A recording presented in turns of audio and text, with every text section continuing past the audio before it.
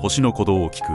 宇宙の心音を捉える最新技術とは。私たちは普段星をただ光る点として見ていますが、実は星の内部が震えていることをご存知でしょうか。この震えを音として解析する技術がアステロセイスモロジー、恒星地震学です。まるで星の心臓の鼓動を聞くように、その震え方から内部の構造や密度、年齢までがわかるのです。例えば太陽も絶えず振動していて、音波となって内部を反響しています。これをもとに太陽の内部がどうなっているかが明らかにされてきました。現在では遠くの恒星に対してもこの技術が応用されていて、見えない星の中身を聞くことで解明するという、まるで SF のような科学が現実になっています。